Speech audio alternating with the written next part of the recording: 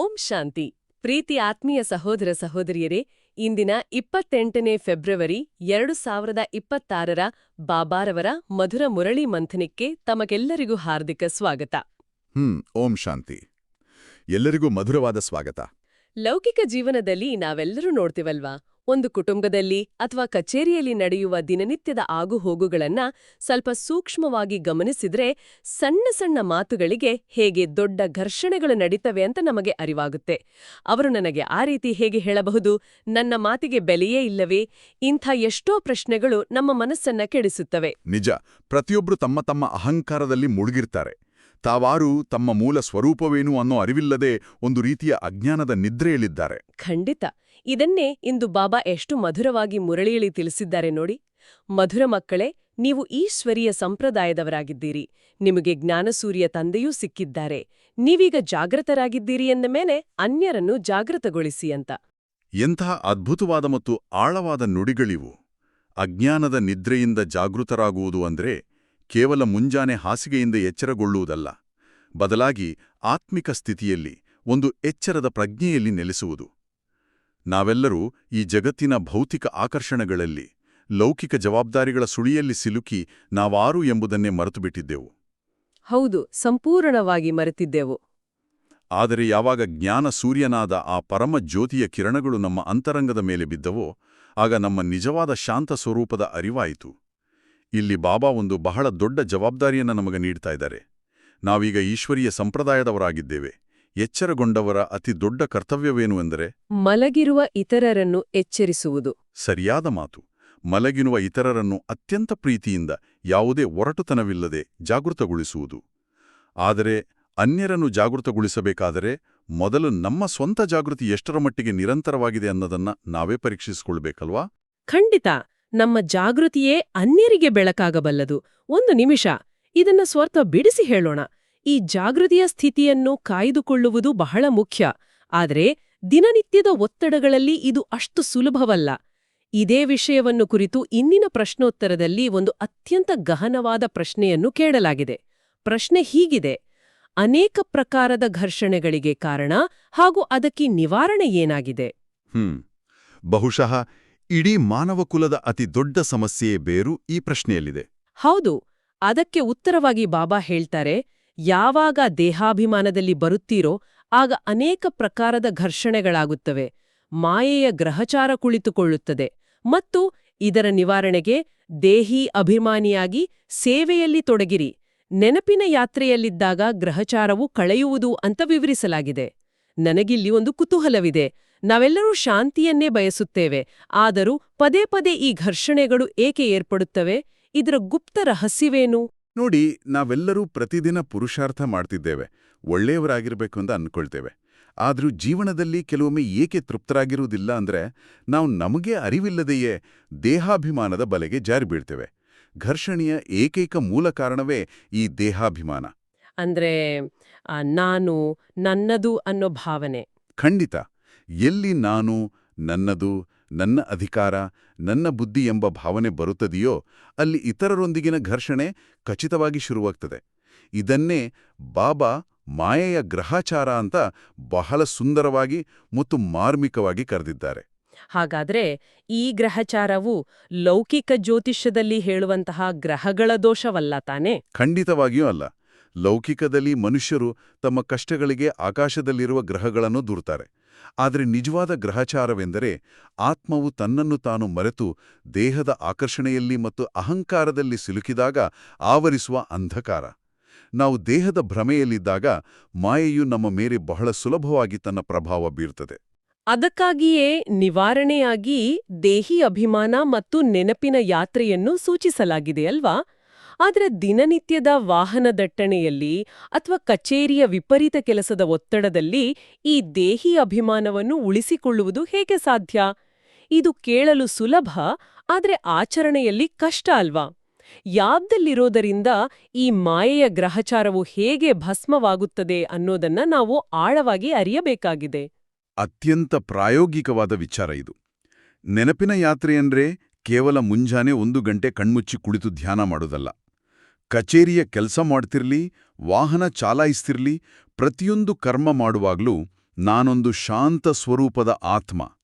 ನಾನು ಮಾಡುತ್ತಿರುವ ಈ ಪಾತ್ರ ಕೇವಲ ತಾತ್ಕಾಲಿಕ. ನನ್ನ ತಂದೆ ಆ ಪರಮಜ್ಯೋತಿ ಎಂಬ ನಿರಂತರ ಸ್ಮೃತಿಯಲ್ಲಿರುವುದೇ ನಿಜವಾದ ಯೋಗ. ಅಂದ್ರೆ ಕರ್ಮಯೋಗದ ಸ್ಥಿತಿ. ಹೌದು.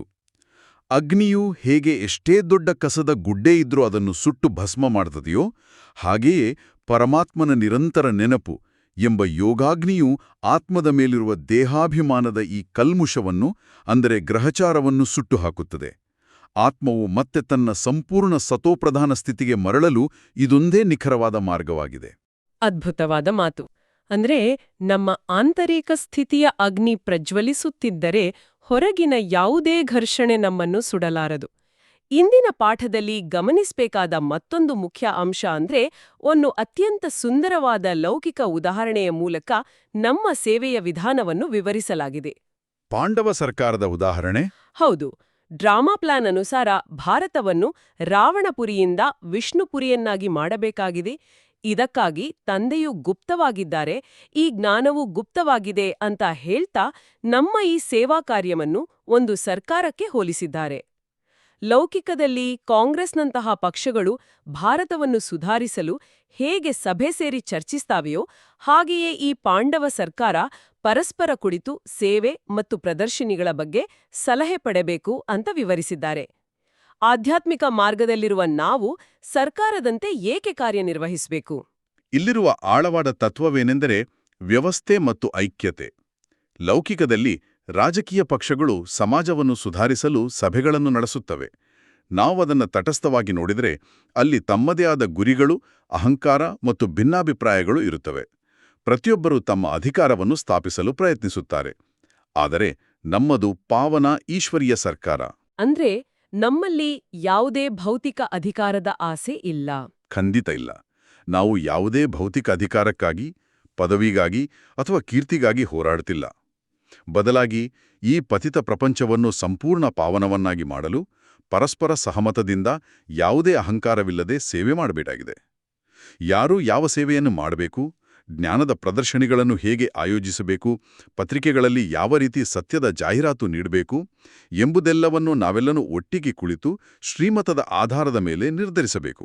ಆ ಐಕ್ಯತೆ ಮತ್ತು ಒಗ್ಗಟ್ಟೇ ಪಾಂಡವ ಸರ್ಕಾರದ ಅತಿದೊಡ್ಡ ಶಕ್ತಿಯಾಗಿದೆ. ಎಲ್ಲಿ ನಾನು ಎಂಬುದು ಅಳಿದು ನಾವು ಎಂಬ ಭಾವನೆ ಬರುತ್ತದೆಯೋ ಅಲ್ಲಿ ಸೇವೆ ಯಶಸ್ವಿಯಾಗುತ್ತದೆ. ಎಂತಹ ಸುಂದರವಾದ ಕಲ್ಪನೆ! ಆ ಐಕ್ಯತೆಯಿಂದ ನಾವು ಒಂದು ದೊಡ್ಡ ಜವಾಬ್ದಾರಿಯನ್ನು ಹೊರಬೇಕಾಗಿದೆ. ಇದೇ ನಿಟ್ಟಿನಲ್ಲಿ ಮತ್ತೊಂದು ಮಹತ್ವದ ವಿಚಾರವನ್ನು ಬಾಬಾ ಪ್ರಸ್ತಾಪಿಸಿದ್ದಾರೆ.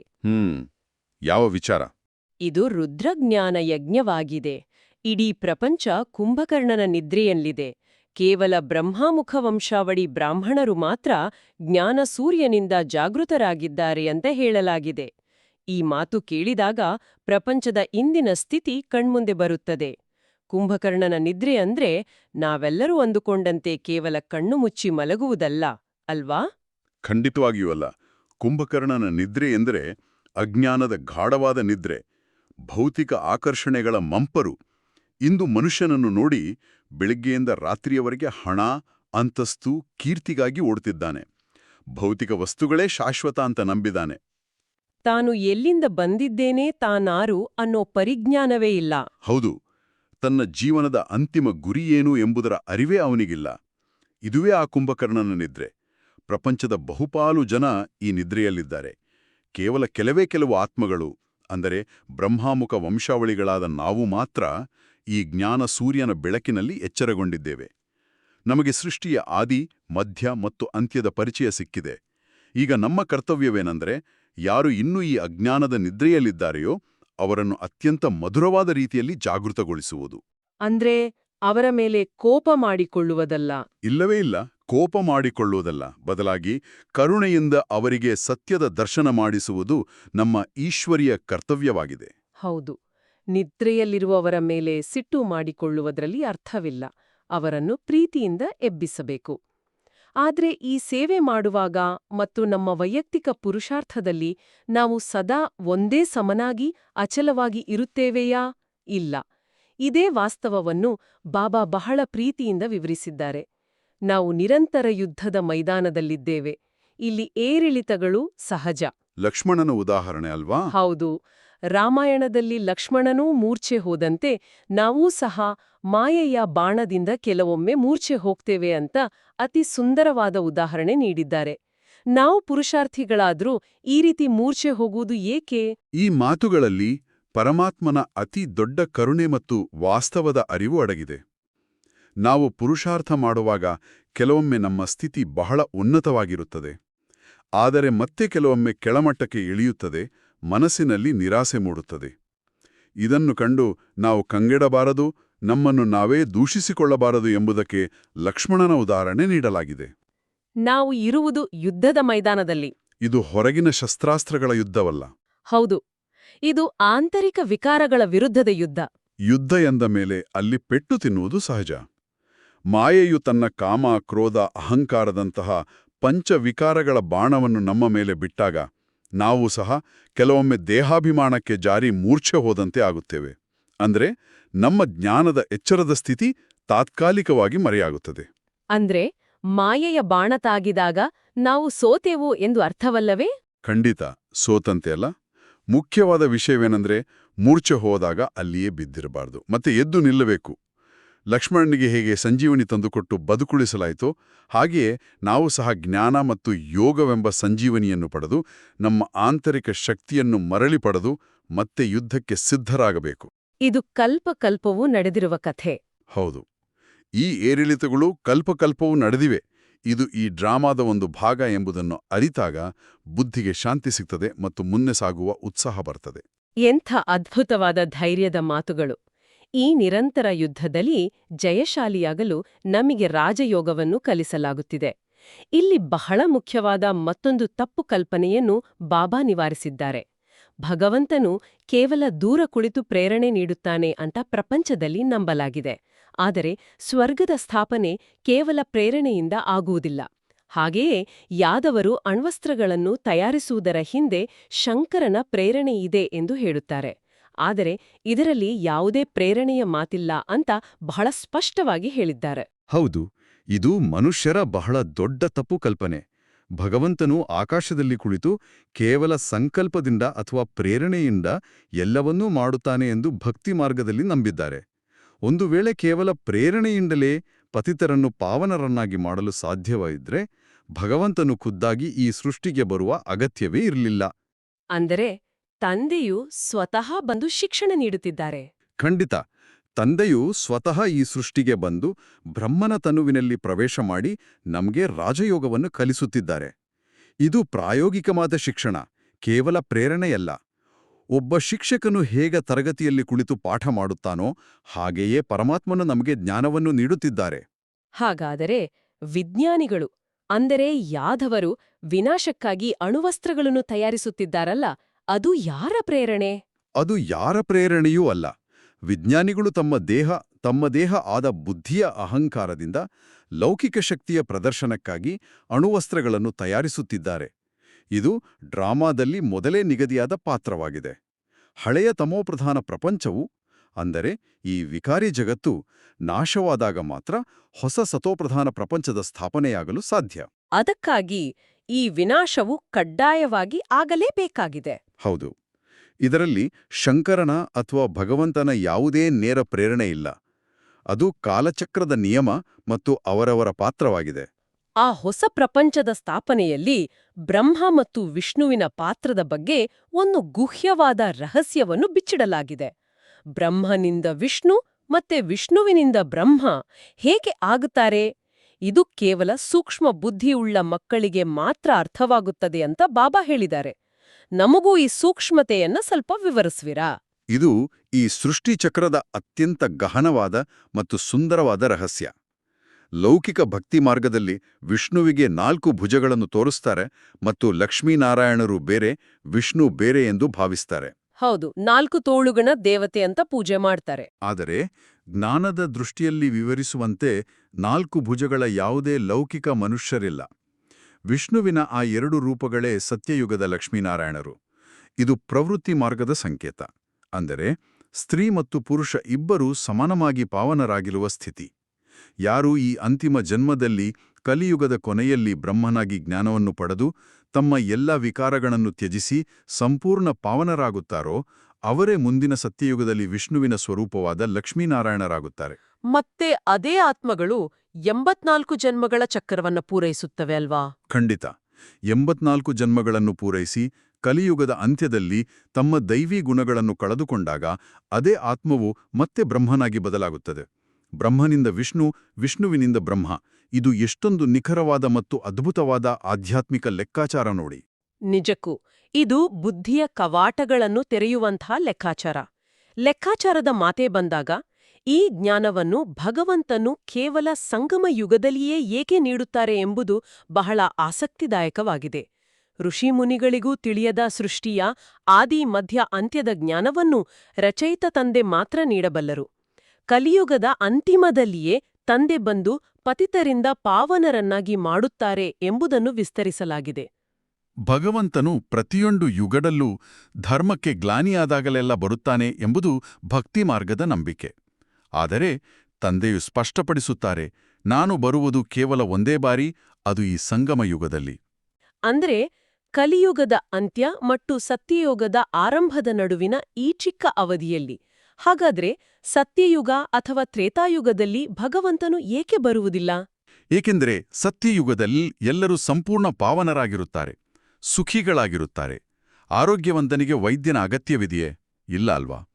ಕಲಿಯುಗದ ಅಂತ್ಯದಲ್ಲಿ ಇಡೀ ಪ್ರಪಂಚವು ಪತಿತವಾದಾಗ, ಎಲ್ಲರೂ ದುಃಖ ಮತ್ತು ಅಶಾಂತಿಯಲ್ಲಿ ಮುಳುಗಿದಾಗ, ಪಾಪದ ಕೊಡ ತುಂಬಿದಾಗ ಮಾತ್ರ ಪತಿತ ಪಾವನ ತಂದೆ ಈ ಭೂಮಿಗೆ ಬರಬೇಕಾಗುತ್ತದೆ. ತ್ರಿಕಾಲದರ್ಶಿ ತಂದೆ ಮಾತ್ರ ಈ ರಹಸ್ಯ ತಿಳಿಸಬಲ್ಲರು. ಹೌದು. ಭೂತ, ಭವಿಷ್ಯ ಮತ್ತು ವರ್ತಮಾನ ಎಂಬ 3 ಕಾಲಗಳ ಸಂಪೂರ್ಣ ಜ್ಞಾನವನ್ನು ಹೊಂದಿರುವ ಆ ಪರಮಾತ್ಮ ಮಾತ್ರ ಇಡೀ ಸೃಷ್ಟಿ ಡ್ರಾಮಾದ ಆದಿ, ಮಧ್ಯ ಮತ್ತು ಅಂತ್ಯದ ರಹಸ್ಯವನ್ನು ನಮಗೆ ತಿಳಿಸಬಲ್ಲರು. ಋಷಿಮುನಿಗಳು ಎಷ್ಟೇ ತಪಸ್ಸು ಮಾಡಿದ್ದರೂ ಅವರಿಗೆ ನಾವು ಅರಿಯೇವು ಅಂದ್ರೆ ನೇತಿ ಎಂದೇ ಹೇಳಿದ್ದಾರೆ. ಈ ಜ್ಞಾನವು ಬೇರೆ ಯಾವ ಶಾಸ್ತ್ರಗಳಲ್ಲಿಲ್ಲ. ಇದು ಕೇವಲ ಸಂಗಮಯುಗದಲ್ಲಿ ಭಗವಂತನಿಂದ ನೇರವಾಗಿ ಸಿಗುವ ದಿವ್ಯ ಜ್ಞಾನವಾಗಿದೆ. ಈ ಮಹತ್ತರವಾದ ಜ್ಞಾನವನ್ನು ಇತರರಿಗೆ ಸುಲಭವಾಗಿ ತಿಳಿಸಲು ಒಂದು ನಿರ್ದಿಷ್ಟವಾದ ಮಾರ್ಗವನ್ನು ಬಾಬಾ ಸೂಚಿಸಿದ್ದಾರೆ. ಆತ್ಮಪ್ರಕಾಶ ಎಂಬ ಮಗುವಿಗೆ ನೀಡಿದ ನಿರ್ದೇಶನವನ್ನು ಇಲ್ಲಿ ನೆನಪಿಸಿಕೊಳ್ಳಬಹುದು. ಏಣಿ ಚಿತ್ರವು ಸೇವೆಗೆ ಬಹಳ ಮುಖ್ಯ. ಇದರಲ್ಲಿ ಇಳಿಯುವ ಕಲೆ ಮತ್ತು ಏರುವ ಕಲೆಯ ಸ್ಪಷ್ಟತೆ ಇದೆ ಅಂತ ತಿಳಿಸಲಾಗಿದೆ. ಈ ಏಣಿ ಚಿತ್ರದ ಮಹತ್ವವೇನು? ನೋಡಿ, ಅಜ್ಞಾನಿಗಳಿಗೆ ಜ್ಞಾನವನ್ನು ವಿವರಿಸಲು ಏಣಿ ಚಿತ್ರ ಅಂದ್ರೆ 84 ಜನ್ಮಗಳ ಚಕ್ರದ ಚಿತ್ರ ಬಹಳ ಪ್ರಭಾವಶಾಲಿಯಾದ ಸಾಧನವಾಗಿದೆ. ಮನುಷ್ಯರು ಸತ್ಯಯುಗದಲ್ಲಿ ದೇವತೆಗಳಾಗಿದ್ದು, ಅಲ್ಲಿಂದ ತ್ರೇತಾಯುಗ, ದ್ವಾಪರಯುಗ ಮತ್ತು ಕಲಿಯುಗದವರೆಗೆ ಬರುವಾಗ ಹೇಗೆ ತಮ್ಮ ದೈವಿ ಗುಣಗಳನ್ನು ಕಳೆದುಕೊಂಡ್ರು ಅಂತ ಇದು ತೋರಿಸುತ್ತೆ. ಜನ್ಮಾಂತರದ ಪಾಪಗಳನ್ನು ಹೊತ್ತು ಪತಿತರಾದರು ಎಂಬುದನ್ನು ಈ ಇಳಿಯುವ ಕಲೆ ಬಹಳ ಸ್ಪಷ್ಟವಾಗಿ ತೋರಿಸುತ್ತದೆ. ಹೌದು, ಇದು ನಮ್ಮ ಪತನದ ಕಥೆ. ಆದರೆ ಈಗ ಸಂಗಮಯುಗದಲ್ಲಿ ನಾವು ಮತ್ತೆ ಪರಮಾತ್ಮನ ಜ್ಞಾನದಿಂದ ಏರುವ ಕಲೆಯಲ್ಲಿ, ಅಂದ್ರೆ ಪಾವನರಾಗುವ ಹಾದಿಯಲ್ಲಿದ್ದೇವೆ. ನಾವೆಲ್ಲರೂ ಈ ದೊಡ್ಡ ಸೃಷ್ಟಿ ಡ್ರಾಮಾದ ಪಾತ್ರಧಾರಿಗಳು. ಇಲ್ಲಿಂದ ನಾವು ನೇರವಾಗಿ ಸತ್ಯಯುಗಕ್ಕೆ ಹೋಗಲು ಸಾಧ್ಯವಿಲ್ಲ. ನಾವು ಧರಿಸಿರುವ ಈ ದೇಹದ ವಸ್ತ್ರವನ್ನು ಬಿಟ್ಟು ಮೊದಲು ನಾವೆಲ್ಲರೂ ನಮ್ಮ ನಿಜವಾದ ಮನೆಯಾದ ಶಾಂತಿಧಾಮಕ್ಕೆ ಹಿಂದಿರುಗಲೇಬೇಕು. ಸರಿಯಾದ ಮಾತು. ಅಲ್ಲಿ ನಮ್ಮ ಆತ್ಮವು ಸಂಪೂರ್ಣವಾಗಿ ಶುದ್ಧಿಯಾದ ನಂತರವೇ ಮತ್ತೆ ಹೊಸ ಪಾತ್ರವನ್ನು ಅಭಿನಯಿಸಲು ಸತ್ಯಯುಗಕ್ಕೆ ಬರುತ್ತೇವೆ ಎಂಬ ಆಳವಾದ ಸ್ಮೃತಿಯನ್ನು ಈ ಚಿತ್ರ ಜಾಗೃತಗೊಳಿಸುತ್ತದೆ. ಇದು ಪ್ರತಿಯೊಬ್ಬ ಮನುಷ್ಯನು ತನ್ನ ಮೂಲವನ್ನು ಹುಡುಕಿಕೊಳ್ಳಲು ಸಹಾಯ ಮಾಡುವ ನಕ್ಷೆಯಾಗಿದೆ. ಬಹಳ ಸುಂದರವಾದ ವಿವರಣೆ. ಮುರಳಿಯ ಕೊನೆಯಲ್ಲಿ ಒಂದು ನೈಜ ಘಟನೆಯನ್ನು ಉಲ್ಲೇಖಿಸುತ್ತಾ ಬಾಬಾ ದೊಡ್ಡ ಪಾಠವನ್ನು ನಮಗೆ ನೀಡಿದ್ದಾರೆ. ಮುರಳಿ ನಡೆಯುತ್ತಿರುವಾಗ ಹೊರಗೆ ಪಕ್ಷಿಗಳ ಝಗಡದ ಶಬ್ದ ಕೇಳಿಬರುತ್ತದೆ. ಆಗ ತಂದೆಯು ಹೇಳುತ್ತಾರೆ, ನೋಡಿ ಎಷ್ಟೊಂದು ಜಗಳವಾಡುತ್ತವೆ, ಇದು ವಿಕಾರಿ ಪ್ರಪಂಚ, ಮನುಷ್ಯರು ಪಂಚವಿಕಾರಗಳಿಂದ ಪರಸ್ಪರ ಕಚ್ಚಾಡುತ್ತಿದ್ದಾರೆ ಅಂತ. ಸತೋಪ್ರಧಾನ ಪ್ರಪಂಚಕ್ಕೂ ಮತ್ತು ತಮೋಪ್ರಧಾನ ಪ್ರಪಂಚಕ್ಕೂ ಇರುವ ವ್ಯತ್ಯಾಸವನ್ನು ಕಣ್ಣಿಗೆ ಕಟ್ಟುವಂತೆ ಸ್ಪಷ್ಟಪಡಿಸಿದ್ದಾರೆ. ಎಂತಹ ಸೂಕ್ಷ್ಮವಾದ ಗಮನವಿದು. ಪ್ರಾಣಿ ಪಕ್ಷಿಗಳ ಜಗಳವನ್ನ ನೋಡಿ ಇಂದಿನ ಮನುಷ್ಯರ ನೈಜ ಸ್ಥಿತಿಯನ್ನು ವಿವರಿಸಿದ್ದಾರೆ. ಪ್ರಾಣಿಗಳಿಗೆ ಸರಿ ತಪ್ಪುಗಳನ್ನು ವಿವೇಚಿಸುವ ಬುದ್ಧಿಯಿಲ್ಲ. ಅವು ಪ್ರಕೃತಿಯ ನಿಯಮದಂತೆ ಬದುಕುತ್ತವೆ. ಆದರೆ ಮನುಷ್ಯನಿಗೆ ತಿಳಿದುಕೊಳ್ಳುವ, ವಿವೇಚಿಸುವ ಉನ್ನತ ಬುದ್ಧಿಯಿದೆ. ಆದರೂ ಇಂದಿನ ಮನುಷ್ಯನು ಕಾಮ, ಕ್ರೋಧ, ಲೋಭ, ಮೋಹ, ಅಹಂಕಾರ ಎಂಬ ಪಂಚವಿಕಾರಗಳಿಗೆ ಬಲಿಯಾಗಿದ್ದಾನೆ. ಹೌದು, ಬಲಿಯಾಗಿ ಪ್ರಾಣಿಗಳಿಗಿಂತಲೂ ಕಡೆಯಾಗಿ ವರ್ತಿಸುತ್ತಿದ್ದಾನೆ. ಸಣ್ಣ ಸಣ್ಣ ವಿಷಯಗಳಿಗೂ ಪರಸ್ಪರ ಹೊಡೆದಾಡ್ತಿದ್ದಾನೆ. ಈ ಕಲಿಯುಗವು ಸಂಪೂರ್ಣವಾಗಿ ಆಸುರೀ ಸಂಪ್ರದಾಯದ ತಮೋಪ್ರಧಾನ ಪ್ರಪಂಚವಾಗಿದೆ ಎಂಬುದಕ್ಕೆ ಇದಕ್ಕಿಂತ ಬೇರೆ ನಿದರ್ಶನ ಬೇಕಿಲ್ಲ. ಆದರೆ ಸತ್ಯಯುಗದಲ್ಲಿ ದೈವೀ ಸಂಪ್ರದಾಯವಿರುತ್ತದೆ. ಅಲ್ಲಿ ಯಾವುದೇ ಘರ್ಷಣೆಗಳಿರುವುದಿಲ್ಲ. ಕೇವಲ ಸಂಪೂರ್ಣ ಶಾಂತಿ ಮತ್ತು ಸತೋಪ್ರಧಾನ ಸ್ಥಿತಿ ಇರುತ್ತದೆ. ಆ ವ್ಯತ್ಯಾಸವನ್ನು ಆಳವಾಗಿ ಅರಿತು ನಾವು ಆ ವಿಕಾರಗಳನ್ನು ತ್ಯಜಿಸಿ ದೈವೀ ಗುಣಗಳನ್ನು ಈಗಲೇ ಧಾರಣೆ ಮಾಡಿಕೊಳ್ಳಬೇಕು, ನಮ್ಮನ್ನು ನಾವು ಬದಲಾಯಿಸಿಕೊಳ್ಳಬೇಕು ಎಂಬುದೇ ಈ ಅದ್ಭುತ ಮಂಥನದ ಅಂತಿಮ ಉದ್ದೇಶವಾಗಿದೆ. ಆತ್ಮೀಯರೇ, ಎಂಥ ಮಧುರವಾದ ಮತ್ತು ಆಳವಾದ ವಿಚಾರಗಳನ್ನು ನಾವಿಂದು ಆಲಿಸಿದೆವು.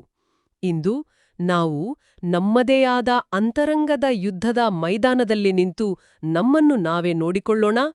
ಹೊರಗಿನ ಪ್ರಪಂಚದ ಗದ್ದಲದಲ್ಲಿ, ಭೌತಿಕ ಆಕರ್ಷಣೆಗಳ ಅಂಧಕಾಲದಲ್ಲಿ ನಾವು ಆ ಕುಂಭಕರ್ಣನ ನಿದ್ರೆಗೆ ಜಾರಿದ್ದೇವೆಯೇ?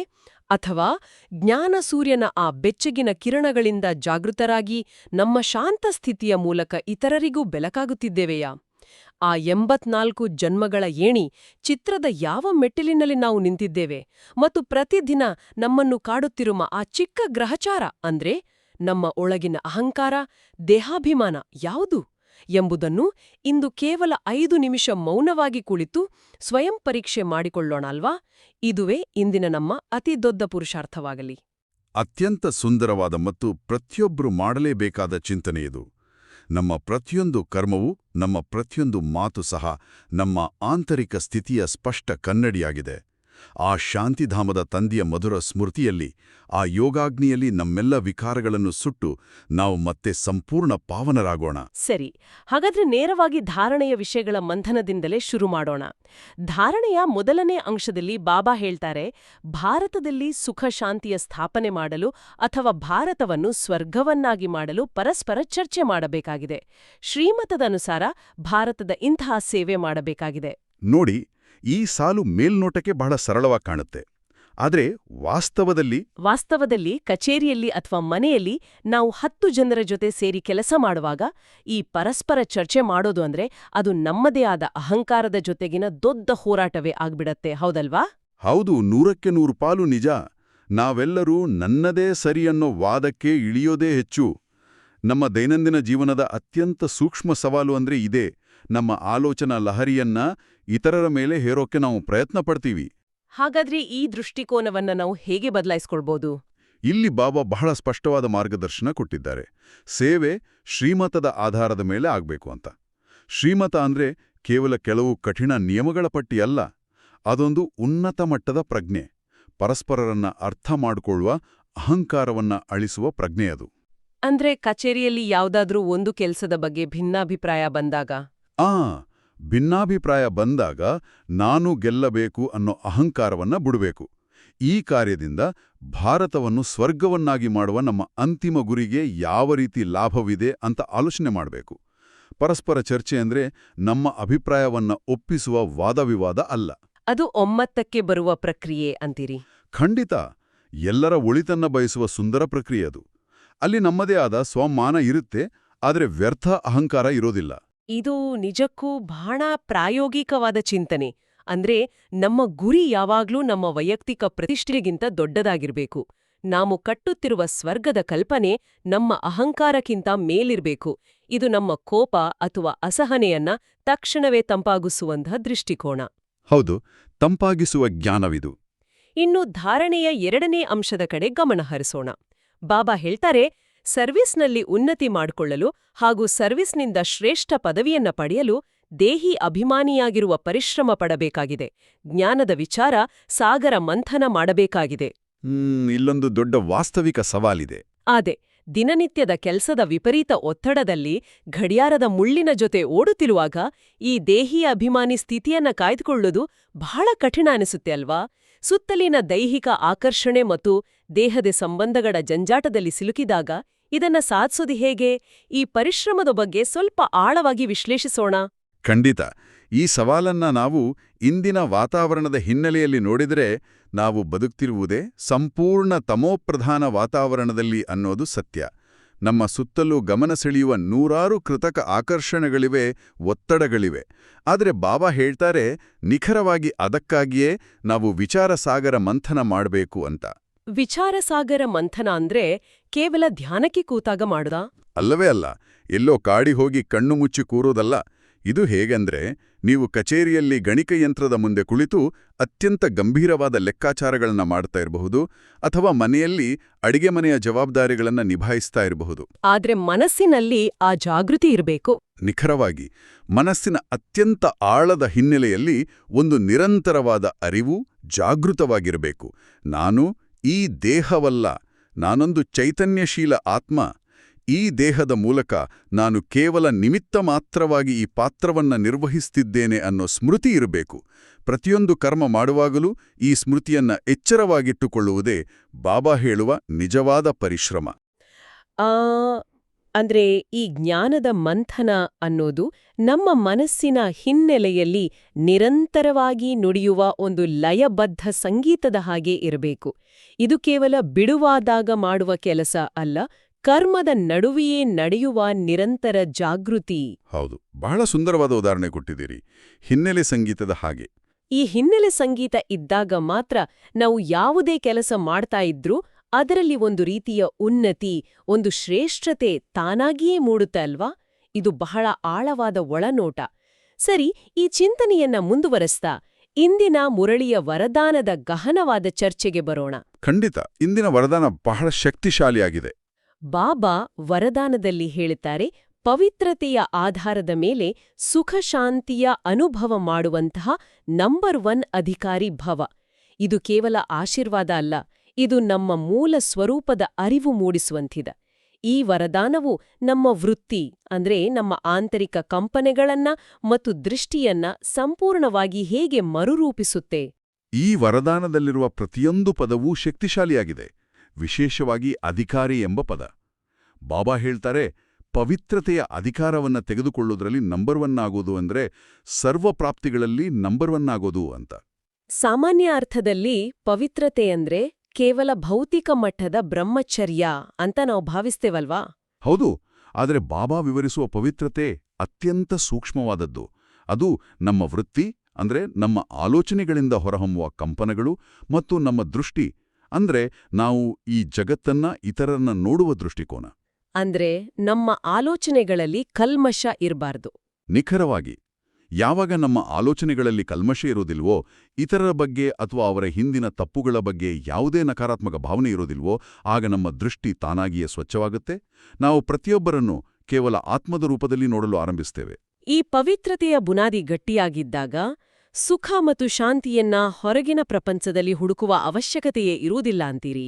ಖಂಡಿತ, ನಾವೇ ಆ ಸುಖಶಾಂತಿಯ ಮೂಲವಾಗಿ ನಂಬರ್ 1 ಅಧಿಕಾರಿಯಾಗಿ ಬಿಡ್ತೇವೆ. ಮಾಡಬಹುದು. ಕಠಿಣ ಪರಿಸ್ಥಿತಿಗಳು ಎದುರಾದಾಗ ಈ ವರದಾನವನ್ನ ಕೇವಲ ನೆನಪಿಸಿಕೊಳ್ಳುವುದಲ್ಲದೆ ಒಂದು ಜೀವಂತ ಮಂತ್ರದ ಹಾಗೆ ಹೇಗೆ ಬಳಸಬಹುದು? ಅದಕ್ಕಾಗಿ ಬಾಬಾ ವರದಾನದ ವಿವರಣೆಯಲ್ಲಿ ಅತ್ಯಂತ ಶಕ್ತಿಶಾಲಿಯಾದ ಹಾಗೂ ಅಚಲವಾದ ಒಂದು ಸಾಲನ್ನು ನೀಡಿದ್ದಾರೆ. ಭಲೇ ವ್ಯಕ್ತಿ, ಭಲೇ ಪ್ರಕೃತಿ, ಭಲೇ ಪರಿಸ್ಥಿತಿಗಳು ಎಷ್ಟಾದ್ರೂ ಅಳುಗಾಡಿಸ್ಲಿ, ಆದರೆ ಧರಣಿ ಬಾಯ್ಬಿಟ್ರೂ ಧರ್ಮವನ್ನು ಬಿಡಬಾರ್ದು. ಓ, ಧರಣಿ ಬಾಯಿ ಬಿಟ್ರೂ ಧರ್ಮವನ್ನು ಬಿಡಬಾರ್ದು. ಹೌದು, ಇದು ನಮ್ಮ ಜೀವನದ ಅತಿ ದೊಡ್ಡ ರಕ್ಷಣಾ ಕವಚ.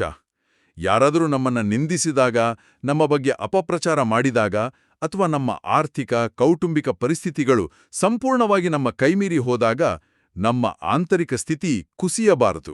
ಆ ಬಿಕ್ಕಟ್ಟಿನ ಕ್ಷಣದಲ್ಲಿ ನಾವು ದೃಢವಾಗಿ ನಿಲ್ಬೇಕು ಅಲ್ವಾ? ಖಂಡಿತ. ನಾನು ಪವಿತ್ರತೆಯ ಅಧಿಕಾರಿ ಆತ್ಮ, ನನ್ನ ಸ್ವಧರ್ಮವೇ ಶಾಂತಿ ಅಂತ ದೃಢವಾಗಿ ನಿಲ್ಬೇಕು. ಎಂಥ ಚಂಡಮಾರುತವೇ ಬರಲಿ, ಪ್ರಕೃತಿಯೇ ಮುನಿಸ್ಕೊಂಡು ನಮ್ಮೆದುರು ನಿಲ್ಲಲಿ, ಅಕ್ಷರಶಃ ಧರಣಿಯೇ ಬಾಯ್ಬಿಟ್ರೂ ನನ್ನ ಪವಿತ್ರತೆಯೆಂಬ ಶಾಂತಿಯೆಂಬ ಧರ್ಮವನ್ನ ನಾನು ಬಿಡೋದಿಲ್ಲ ಎಂಬ ಅಚಲ ನಿರ್ಧಾರ ನಮ್ಮದಾಗಬೇಕು. ಕೋಲಾಹಲದ ನಡುವೆಯೂ ಪ್ರಶಾಂತವಾಗಿರುವ ಚಂಡಮಾರುತದ ಕೇಂದ್ರದಂತೆ ನಾವಿರಬೇಕು. ನಿಜಕ್ಕೂ ಈ ವಾಕ್ಯವು ಎಂತಹ ಗಾಢವಾದ ಕತ್ತಲೆಯಲ್ಲೂ ಭರವಸೆಯ ಬೆಳಕನ್ನ ನೀಡುವಂತಿದೆ. ನಮ್ಮ ಆಂತರಿಕ ಜಗತ್ತಿನ ನಿಯಂತ್ರಣ ಸಂಪೂರ್ಣವಾಗಿ ನಮ್ಮ ಕೈಯಲ್ಲೇ ಇದೆ ಅನ್ನೋ ಅರಿವು ಅತೀಮ ಶಕ್ತಿಯನ್ನ ನೀಡುತ್ತೆ. ಈ ಶಕ್ತಿಯ ಅಲೆಯಲ್ಲೇ ನಾವು ಮುಂದಿನ ಭಾಗವಾದ ಸ್ಲೋಗನ್ ವಿಶ್ಲೇಷಣೆಗೆ ಸಾಗೋಣ. ಸರಿ, ಇಂದಿನ ಸ್ಲೋಗನ್ ಕೂಡ ಇಂದಿನ ಕಾಲಕ್ಕೆ ಬಹಳ ಸೂಕ್ತವಾಗಿದೆ. ಹೌದು, ಸ್ಲೋಗನ್ ಹೀಗಿದೆ: ವ್ಯರ್ಥದಿಂದ ಮುಗ್ಧರಾಗುತ್ತೀರೆಂದರೆ ಸತ್ಯ ಸತ್ಯ ಪುಣ್ಯಾತ್ಮರು ಆಗಿಬಿಡುವಿರಿ. ಇದು ಇಂದಿನ ಆಧುನಿಕ ಯುಗಕ್ಕೆ ಹೇಳಿ ಮಾಡಿಸಿದಂತಿದೆ ನೋಡಿ. ಇಂದಿನ ನಮ್ಮ ಅತೀ ದೊಡ್ಡ ಸವಾಲೇ ವ್ಯರ್ಥ ಸಂಕಲ್ಪಗಳು, ಅಂದ್ರೆ ದಿನವಿಡೀ ಅತಿಯಾಗಿ ಯೋಚಿಸುವುದು. ನಗರದ ರಸ್ತೆ ದಟ್ಟಣೆಗಿಂತ ನಮ್ಮ ಮನಸ್ಸಿನ ಸಂಕಲ್ಪಗಳ ದಟ್ಟಣೆ ಹೆಚ್ಚು ಕಿರಿಕಿರಿಯುಂಟು ಮಾಡುತ್ತೆ. ಖಂಡಿತ. ಈ ಸಣ್ಣ ವಾಕ್ಯವು ನಮ್ಮ ಬುದ್ಧಿಯ ಮೇಲಿನ ಈ ಹೊರೆಯನ್ನು ಹೇಗೆ ಇಳಿಸುತ್ತೆ. ನಿಜ, ಇಂದಿನ ಕಾಲಘಟ್ಟದಲ್ಲಿ ಇದೊಂದು ದೊಡ್ಡ ಅಂಟುರೋಗವೇ ಸರಿ. ನಾವು ನಮ್ಮ ದಿನದ ಬಹುಪಾಲು ಶಕ್ತಿಯನ್ನ ನಡೆದು ಹೋದ ಘಟನೆಗಳ ಬಗ್ಗೆ ಮರುಕಳಿಸಿ ಯೋಚಿಸುವುದರಲ್ಲಿ ಕಳೆದಾಗ್ತೇವೆ. ಅವರು ಹಾಗೇಕೆ ಅಂದ್ರು, ಹೀಗಾಗಿದ್ರೆ ಹೇಗಿರುತ್ತಿತ್ತು ಎಂಬಂತಹ ಸಂಪೂರ್ಣ ವ್ಯರ್ಥವಾದ ಲೆಕ್ಕಾಚಾರಗಳಲ್ಲೇ ಮುಳುಗಿರ್ತೇವೆ. ಇದರಿಂದ ನಮ್ಮ ಪುರುಷಾರ್ಥ ಸಂಪೂರ್ಣವಾಗಿ ನಶಿಸಿ ಹೋಗುತ್ತೆ ಅಲ್ವಾ? ಹೌದು. ಬಾಬಾ ಹೇಳ್ತಾರೆ, ಯಾವಾಗ ನಾವು ಈ ಎಲ್ಲಾ ವ್ಯರ್ಥಗಳಿಂದ ಮುಕ್ತರಾಗಿ ಒಂದು ಸಣ್ಣ ಮಗುವಿನಂತೆ ಮುಗ್ಧರಾಗ್ತೇವೆಯೋ ಆಗ ಮಾತ್ರ ನಾವು ನಿಜವಾದ ಅರ್ಥದಲ್ಲಿ ಸತ್ಯ ಪುಣ್ಯಾತ್ಮರಾಗ್ತೇವೆ. ಇಲ್ಲಿ ಮುಗ್ಧತೆ ಅಂದರೆ ಪ್ರಾಪಂಚಿಕ ಅಜ್ಞಾನವಲ್ಲ, ಅಥವಾ ಯಾರಾದರೂ ನಮ್ಮನ್ನ ಬಳಸ್ಕೊಳ್ಳಲು ಅವಕಾಶ ನೀಡುವುದಲ್ಲ. ಮುಗ್ಧತೆ ಅಂದ್ರೆ ಮನಸ್ಸಿನ ಅತ್ಯುನ್ನತ ಶುದ್ಧತೆ ಇರಬೇಕು. ನಿಖರವಾಗಿ. ಯಾರಾದರೂ ನಮಗೆ ನೋವುಂಟು ಮಾಡಿದರೆ ಆ ಕಹಿಯನ್ನು ವರ್ಷಗಟ್ಟಲೆ ಮನಸ್ಸಿನಲ್ಲಿಟ್ಕೊಂಡು ಕುಳಿಯೋ ಬದಲು ಒಂದು ಸಣ್ಣ ಮಗು ಹೇಗೆ ಕ್ಷಣ ಮಾತ್ರದಲ್ಲಿ ಜಗಳ ಮರೆತು ಮತ್ತೆ ನಗುತ್ತದೆಯೋ ಅಂತಹ ಆಂತರಿಕ ನೈರ್ಮಲ್ಯವನ್ನು ಹೊಂದುವುದು. ಹಳೆ ಹೊರೆಗಳನ್ನ ಕೆಳಗಿಳಿಸಿ ವರ್ತಮಾನದಲ್ಲಿ ಪ್ರಶಾಂತವಾಗಿ ಜೀವಿಸುವುದೇ ಆ ಮುಗ್ಧತೆ. ಬಾಬಾ ಅವ್ಯಕ್ತ ಸೂಚನೆಯಲ್ಲಿ ಹೇಳ್ತಾರೆ, ಏಕತೆ ಮತ್ತು ವಿಶ್ವಾಸದ ಗುಣಲಕ್ಷಣಗಳ ಮೂಲಕ ಸಫಲತಾ ಸಂಪನ್ನರಾಗಿರಿ. ಮತ್ತು ಮುಂದುವರೆದು ಅತ್ಯಂತ ಆಳವಾದ ಮಾತೊಂದನ್ನ ಹೇಳ್ತಾರೆ, ಪ್ರತಿಯೊಂದು ಮಗುವು ಏಕರಸ ಶ್ರೇಷ್ಠ ಸ್ಥಿತಿಯ ಆಸನಧಾರಿ, ಏಕಾಂತವಾಸಿ, ಅಶರೀರಿ, ಏಕತೆಯ ಸ್ಥಾಪಕ, ಏಕನಾಮಿಯ ಅವತಾರರಾಗಬೇಕೆಂದು ಬಾಪ್ದಾದರು ಬಯಸುತ್ತಾರೆ. ಈ ಪ್ರತಿಯೊಂದು ಪದವು ಒಂದು ಆಳವಾದ ಧ್ಯಾನದ ಸ್ಥಿತಿಗೆ, ಒಂದು ದಿವ್ಯ ಅನುಭವಕ್ಕೆ ನಮ್ಮನ್ನ ಕರೆದೊಯ್ಯುತ್ತದೆ. ಬಾಬಾ ಕೇವಲ ಒಂದೆರಡು ವಾಕ್ಯಗಳಲ್ಲಿ ಸಂಪೂರ್ಣ ಬ್ರಾಹ್ಮಣ ಜೀವನದ, ನಮ್ಮ ಆಧ್ಯಾತ್ಮಿಕ ಪಯಣದ ಅಂತಿಮ ಗುರಿಯ ಸಾರವನ್ನ ಇಟ್ಟಿದ್ದಾರೆ. ಈ ಪದಗಳನ್ನ ಸ್ವಲ್ಪ ಆಳವಾಗಿ ನೋಡೋಣ. ಏಕರಸ ಶ್ರೇಷ್ಠ ಸ್ಥಿತಿ ಅಂದ್ರೆ ಏನು? ಏಕರಸ ಶ್ರೇಷ್ಠ ಸ್ಥಿತಿ ಅಂದರೆ ಜೀವನದಲ್ಲಿ ಯಾವುದೇ ರೀತಿಯ ಪ್ರಶಂಸೆ ಸಿಗ್ಲಿ ಅಥವಾ ತೀವ್ರವಾದ ಟೀಕೆ ಎದುರಾಗಲಿ, ಲಾಭವಿರ್ಲಿ ಅಥವಾ ನಷ್ಟವಿರ್ಲಿ, ನಮ್ಮ ಆಂತರಿಕ ಮಾಧುರ್ಯ ಮತ್ತು ಸಮತೋಲನ ಕವಡೆ ಕಾಸಿನಷ್ಟು ಕಮ್ಮಿಯಾಗದಿರುವ ಸ್ಥಿತಿ. ಇನ್ನು ಏಕಾಂತವಾಸಿ ಅಂದ್ರೆ ಎಲ್ಲೋ ಕಾಡಿಗೆ ಹೋಗಿ ಒಬ್ಬಂಟಿಯಾಗಿರುವುದಲ್ಲ. ಜನಸಂದಣಿಯ ನಡುವೆ ಇದ್ರೂ ಆ ಮೌನವನ್ನ ಕಾಯ್ದುಕೊಳ್ಳುವುದು, ಹೌದಲ್ವಾ? ಹೌದು. ನೂರಾರು ಜವಾಬ್ದಾರಿಗಳ ನಡುವೆ ಇದ್ರೂ ಮನಸ್ಸಿನ ಅತ್ಯಂತ ಆಳದಲ್ಲಿ ಒಂದು ಮೌನದ ಕೋಣೆಯನ್ನು ನಿರ್ಮಿಸಿಕೊಂಡು ಆ ಆಳವಾದ ಮೌನದಲ್ಲಿ ತಲ್ಲೀನರಾಗಿರುವುದು. ಅಶರೀರಿ ಅಂದ್ರೆ ಈ 5 ತತ್ವಗಳಿಂದ ಮಾಡಲ್ಪಟ್ಟ ದೇಹದ ಪರಿಮಿತಿಗಳನ್ನ, ಅದರ ನೋವು ನಲಿವುಗಳನ್ನ ಮೀರಿದ ಸಂಪೂರ್ಣ ಪ್ರಕಾಶಮಾನವಾದ ಆತ್ಮಿಕ ಸ್ಥಿತಿ. ಆಹಾ, ಈ ಅಶರೀರಿ ಸ್ಥಿತಿಯ ಯಾದ್, ಆ ಸ್ಮೃತಿ ನಮ್ಗೆ ಎಂಥ ಅದ್ಭುತವಾದ ಶಾಂತಿಯನ್ನ ನೀಡುತ್ತೆ. ದೇಹದ ಯಾವ ಭಾರವೂ ಇಲ್ಲದ, ಭೌತಿಕ ಪ್ರಪಂಚದ ಯಾವ ಆಕರ್ಷಣೆಯೂ ತಟ್ಟದ, ಕೇವಲ ಒಂದು ಪ್ರಕಾಶಮಾನವಾದ ಜ್ಯೋತಿಯ ಬಿಂದುವಿನ ಅನುಭವ.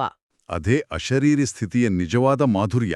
ಇದರ ಜೊತೆಗೆ ಬಾಬಾ ಕೇವಲ ವೈಯಕ್ತಿಕ ಸ್ಥಿತಿಯ ಬಗ್ಗೆ ಮಾತ್ರವಲ್ಲದೆ ಬ್ರಾಹ್ಮಣ ಪರಿವಾರದ ಸಂಘಟನೆಯ ಶಕ್ತಿಯ ಬಗ್ಗೆಯೂ ಮಾತನಾಡಿದ್ದಾರೆ. ಒಬ್ರಿನ್ನೊಬ್ಬರ ವಿಚಾರಗಳನ್ನು ತಿಳಿದುಕೊಂಡು, ಸನ್ಮಾನ ಕೊಟ್ಟು, ಒಬ್ಬರಿನ್ನೊಬ್ಬರಿಗೆ ಸೂಚನೆ ಕೊಟ್ಟು, ಕೊಡುವುದು ತೆಗೆದುಕೊಳ್ಳುವುದನ್ನು ಮಾಡಿ, ಪರಸ್ಪರದಲ್ಲಿ ಸಂಘಟನೆಯ ಶಕ್ತಿಯ ಸ್ವರೂಪ ಪ್ರತ್ಯಕ್ಷ ಮಾಡಿ ಅಂತ ಬಾಬಾ ಹೇಳ್ತಾರೆ. ಈ ಆತ್ಮಿಕ ಸ್ಥಿತಿಯಲ್ಲಿದ್ದಾಗ ಮಾತ್ರ ಇಂತಹ ದಿವ್ಯ ಸಂಘಟನೆ ಸಾಧ್ಯ ಅಲ್ವೇ? ಖಂಡಿತ. ಇದು ನಮ್ಮ ಆಧ್ಯಾತ್ಮಿಕ ಜೀವನದ ಪ್ರಾಯೋಗಿಕ ಪರೀಕ್ಷೆ. ನಾವು ನಮ್ಮಷ್ಟಕ್ಕೆ ನಾವು ಮೌನವಾಗಿರುವುದಕ್ಕೂ 10 ಜನರೊಡನೆ ಬೆರೆತು ಸೇವೆ ಮಾಡುವಾಗ ಅದೇ ಮೌನ, ಅದೇ ಪ್ರೀತಿಯನ್ನ ಉಳಿಸಿಕೊಳ್ಳುವುದಕ್ಕೂ ಬಹಳ ವ್ಯತ್ಯಾಸವಿದೆ. ಬಾಬಾ ಹೇಳುವಂತೆ, ಏಕತೆಯ ಶಕ್ತಿ ಪ್ರತ್ಯಕ್ಷವಾಗಬೇಕಾದರೆ ಮೊದಲು ನಮ್ಮ ನಡುವೆ ಸಂಪೂರ್ಣ ವಿಶ್ವಾಸವಿರಬೇಕು. ಒಬ್ರಿಗೊಬ್ರು ಹೃದಯಪೂರ್ವಕವಾಗಿ ಸನ್ಮಾನ ಕೊಡಬೇಕು. ಹೌದು, ಅವರ ಗುಣಗಳನ್ನು ನೋಡಿ ಸನ್ಮಾನ ಕೊಡಬೇಕು. ಪರಿವಾರದಲ್ಲಿ ಯಾರಾದರೂ ತಪ್ಪು ಮಾಡಿದರೆ ಅವರನ್ನ ಕಟುವಾಗಿ ವಿಮರ್ಶಿಸುವ ಅಥವಾ ತಿರಸ್ಕರಿಸುವ ಬದಲು ಅತ್ಯಂತ ಪ್ರೀತಿಯಿಂದ, ಸಹಾನುಭೂತಿಯಿಂದ ಸೂಚನೆ ಕೊಟ್ಟು ತಿದ್ದಬೇಕು. ನಮ್ಮ ಈ ಪರಸ್ಪರ ಗೌರವ, ಪ್ರೀತಿ ಮತ್ತು ಏಕತೆಯ ಶಕ್ತಿಯೇ ಇಡೀ ಬ್ರಾಹ್ಮಣ ಪರಿವಾರವನ್ನ ಒಂದು ಸುಂದರ ಹೂಮಾಲೆಯಂತೆ ಒಗ್ಗಟ್ಟಾಗಿ ಇಡಲು ನಿಮಿತ್ತವಾಡುತ್ತೆ. ಆ ಅಶರೀರ ಸ್ಥಿತಿಯಲ್ಲಿರುವಾಗ ಮಾತ್ರ ನಮಗೆ ಪ್ರತಿಯೊಬ್ಬರಲ್ಲೂ ಇರುವ ನ್ಯೂನತೆಗಳ ಬದಲು ಅವರೊಳಗಿನ ಸಮಾನವಾದ ದಿವ್ಯ ಆತ್ಮಿಕ ಜ್ಯೋತಿಯನ್ನು ನೋಡಲು ಸಾಧ್ಯ. ಅದೇ ನಿಜವಾದ ಅಜೇಯವಾದ ಸಂಘಟನೆಯ ಶಕ್ತಿ. ಎಂತಹ ಅಮೂಲ್ಯವಾದ ನಮ್ಮ ಅಂತರಂಗವನ್ನ ಸ್ಪರ್ಶಿಸುವ ಮಾತುಗಳು. ನಾವು ಈ ಭೌತಿಕ ಪ್ರಪಂಚದ ಎಷ್ಟೇ ಕೋಲಾಹಲಗಳ ನಡುವೆ ಇದ್ದರೂ, ಜವಾಬ್ದಾರಿಗಳ ಸುಳಿಯಲಿ ಸಿಲುಕಿದ್ದರೂ, ನಮ್ಮದೇ ಆದ ಒಂದು ಪ್ರಶಾಂತವಾದ, ಸತೋಪ್ರಧಾನವಾದ ಅಂತರಿಕ್ಷವನ್ನ ನಾವು ನಮ್ಮೊಳಗೆ ಸೃಷ್ಟಿಸಿಕೊಳ್ಳಬಹುದು ಎಂಬುದು ಇಂದಿನ ಮಂಥನದಿಂದ ನಮಗೆಲ್ಲರಿಗೂ ಸ್ಪಷ್ಟವಾಯಿತು. ಹೌದು, ಮತ್ತು ಈ ದಿವ್ಯವಾದ ಅನುಭವ, ಈ ಆಂತರಿಕ ಮೌನ ಕೇವಲ ಈ ಕ್ಷಣಕ್ಕೆ, ಈ ಸಂವಾದಕ್ಕೆ ಮಾತ್ರ ಸೀಮಿತವಾಗಬಾರದು. ಅದು ನಮ್ಮ ಪ್ರತಿಯೊಂದು ಉಸಿರಿನಲ್ಲೂ, ನಮ್ಮ ಮುಂದಿನ ಪ್ರತಿಯೊಂದು ಕರ್ಮದಲ್ಲೂ ಬೆರೆಯಬೇಕು. ಆಗಲೇ ಈ ಮಂಥನದ ನಿಜವಾದ ಉದ್ದೇಶ ಸಫಲವಾಗುವುದು. ಅದಕ್ಕಾಗಿಯೇ ಇಂದಿನ ಈ ಆಳವಾದ ಮಂಥನದಿಂದ ಒಂದು ಸಣ್ಣ ಆದ್ರೆ ನಮ್ಮ ದಿನಚರಿಯನ್ನ ಬದಲಿಸಬಲ್ಲ ಅತ್ಯಂತ ಪ್ರಾಯೋಗಿಕ ಆಧ್ಯಾತ್ಮಿಕ ಅಭ್ಯಾಸವನ್ನ ನಾವೆಲ್ಲರೂ ನಮ್ಮ ದಿನಚರಿಯಲ್ಲಿ ಅಳವಡಿಸಿಕೊಳ್ಳೋಣ. ಇಂದಿನ ಅಭ್ಯಾಸ ಏನೆಂದ್ರೆ, ಇಂದು ಹಗಲಿನ ಪ್ರತಿ ಘಂಟೆಗೊಮ್ಮೆ ಕೇವಲ ಒಂದೇ ಒಂದು ನಿಮಿಷ ನಿಮ್ಮೆಲ್ಲ ಭೌತಿಕ ಕೆಲಸಗಳನ್ನ, ಆಲೋಚನೆಗಳನ್ನ ಬದಿಗಿಟ್ಟು ನಿಮ್ಮನ್ನ ನೀವು ಸಂಪರ್ಕಿಸ್ಕೊಳ್ಳಿ. ನಾನು ಪವಿತ್ರತೆಯ ಆಧಾರದ ಮೇಲೆ ಸುಖ ಶಾಂತಿಯ ಅನುಭವ ಮಾಡುವ ನಂಬರ್ 1 ಅಧಿಕಾರಿ ಆತ್ಮ ಅಂತ ದೃಢವಾಗಿ ಸ್ಮೃತಿ ಮಾಡಿಕೊಳ್ಳಿ. ಆ ಒಂದು ನಿಮಿಷದಲ್ಲಿ ನಿಮ್ಮ ಬುದ್ಧಿಯನ್ನ ಕಾಡುತ್ತಿರುವ ಎಲ್ಲಾ ವ್ಯರ್ಥ ಸಂಕಲ್ಪಗಳಿಂದ ಸಂಪೂರ್ಣವಾಗಿ ಮುಕ್ತಗೊಳಿಸಿ ಆ ಮುಗ್ಧತೆಯನ್ನ ಅನುಭವಿಸಿ. ಇದು ಇಡೀ ದಿನ ನಮ್ಮನ್ನ ಚಾರ್ಜ್ ಮಾಡುವಂಥ ಅದ್ಭುತ ಅಭ್ಯಾಸ. ಈಗ ಈ ಗಹನವಾದ, ಭಾವಪೂರ್ಣವಾದ ಮಂಥನವನ್ನ ಬಾಬಾರವರ ಅತ್ಯಂತ ಪ್ರೀತಿಯ ಸಂದೇಶದೊಂದಿಗೆ ಸಂಪನ್ನಗೊಳಿಸೋಣ. ಮಧುರಾತಿ ಮಧುರ, ಅಗಲಿ ಹೋಗಿ ಮರಳಿ ಸಿಕ್ಕಿರುವ ಮಕ್ಕಳ ಪ್ರತಿ ಮಾತಾಪಿತಾ ಬಾಬ್ದಾದಾರವರ ನೆನಪು, ಪ್ರೀತಿ ಹಾಗೂ ಸುಪ್ರಭಾತ. ಆತ್ಮಿಕ ಮಕ್ಕಳಿಗೆ ಆತ್ಮಿಕ ತಂದೆಯ ನಮಸ್ತೆ. ಇಂದಿನ ದಿನವಿಡೀ ನಾವು ಚರ್ಚಿಸಿದ ಈ ಅವ್ಯಕ್ತ ಸ್ಥಿತಿಯನ್ನು ಅನುಭವಿಸಲು ಪ್ರಯತ್ನಿಸೋಣ ಮತ್ತು ಬಾಬಾರವರ ವರದಾನದ ಹಸ್ತ ಸದಾ ನಮ್ಮ ತಲೆಯ ಮೇಲಿದೆಯೆಂಬ ಸ್ಮೃತಿಯಲ್ಲಿರೋಣ. ನಿಜ, ಇಂದಿನ ಈ ಚರ್ಚೆ ಎಲ್ಲರ ಆಧ್ಯಾತ್ಮಿಕ ಪಯಣಕ್ಕೆ ಸಹಕಾರಿಯಾಗಿದೆ ಎಂದು ನಾವು ನಂಬುತ್ತೇವೆ. ಎಲ್ಲರಿಗೂ ಈ ನಮ್ಮ ಮಾತುಕತೆ ಇಷ್ಟವಾದಲ್ಲಿ ದಯವಿಟ್ಟು ಈ ಜ್ಞಾನದ ಅಮೃತವನ್ನು ತಮ್ಮ ಆತ್ಮೀಯರಿಗೂ ಶೇರ್ ಮಾಡಿ. ಹೌದು, ಮತ್ತು ಇಂತಹ ದೈನಂದಿನ ಮುರಳಿ ಮಂಥನಕ್ಕಾಗಿ ನಮ್ಮ ಶಿವವಾಣಿ ಚಾನೆಲ್ ಅನ್ನು ಸಬ್ಸ್ಕ್ರೈಬ್ ಮಾಡಲು ಮರೆಯಬೇಡಿ. ಹಾಗಾದರೆ ನಾಳೆ ಮತ್ತೆ ಭೇಟಿಯಾಗೋಣ. ಅಲ್ಲಿಯವರೆಗೆ ಬಾಬಾರವರ ಸಿಹಿ ನೆನಪಿನಲ್ಲಿರಿ. ಓಂ ಶಾಂತಿ. ಓಂ ಶಾಂತಿ. ಓಂ ಶಾಂತಿ.